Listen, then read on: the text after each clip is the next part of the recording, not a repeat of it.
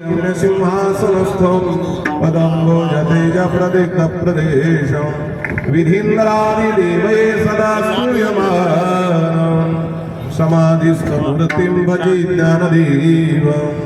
नमो सद्गुरु तुकया ज्ञानदीपा, नमो सद्गुरु सच्चिदानंद रूपा, नमो सद्गुरु भक्त कल्याणमूर्ती, नमो सद्गुरु भास्कर पूर्णकीर्ती। विठ्ठल नका करुणाश अविष्याचा, सकळाच्या पाया माझी दंडवत, आपुलाली चित्त शुद्ध करा।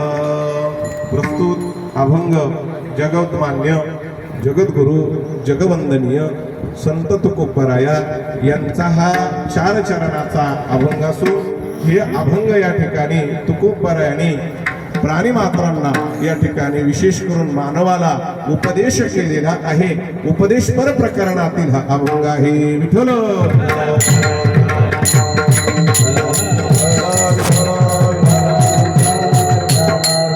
आता तरी पुढे या ठिकाणी महाराज सांगतात, बोलत असताना वाणीला या ठिकाणी अन्य विषय सुचून देणे आणि जे काही मी बोलणार आहे ते आता हेच बोलेल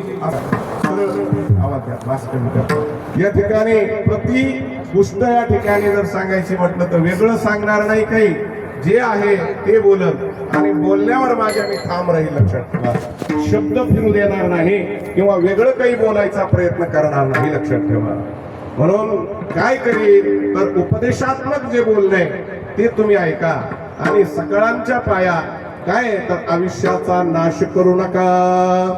आयुष्य मिळालेलं आहे ते चांगल्या कामाला उपयोगाला आला, वाईट कामासाठी त्याचा उपयोग करू नका, हे तुम्हाला माझं सांगणं आहे।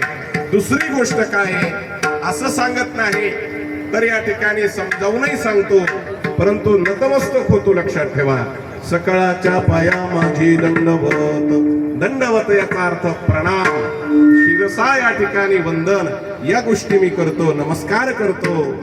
आणि म्हणून काय करा, नका करू नाश आयुष्याचा।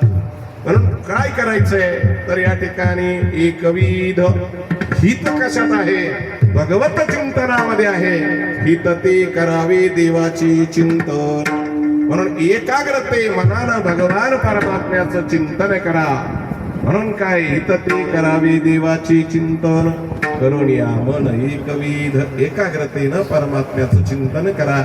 याच्यातून फायदा काय आहे, लाभ काय आहे तोच याचा विचार करा आणि लाभाचाच व्यापार करा।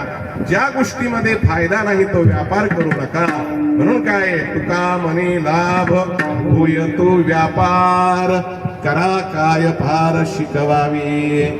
शिकवण्यासाठी या ठिकाणी बालिश नाही, तुम्ही लहान नाही, तुम्ही सुज्ञ आहात। सुज्ञास काय बोलावं जास्त, म्हणून जास्त बोलणार नाही। जे काही बोलणार आहे ते हिताचंच आहे आणि लाभाचंच तुमच्या आहे, हे तुम्हालाही कळलेलं आहे।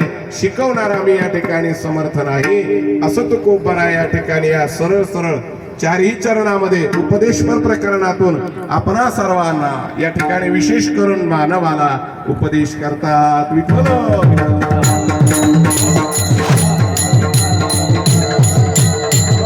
या ठिकाणी आज विशेष प्रथम संवत्सरिक श्राद्ध किंवा वर्ष श्राद्ध असं म्हणायचं, या वर्ष श्राद्धाच्या निमित्तानं आज असलेली या ठिकाणची कीर्तन रूपी सेवा आणि या कीर्तन रूपी सेवा पूर्ण संबंध या ठिकाणी वर्ष झालं, शेवटची तिथी आहे। लक्षात ठेवा, या तिथीला फाल्गुन वद्य दशमी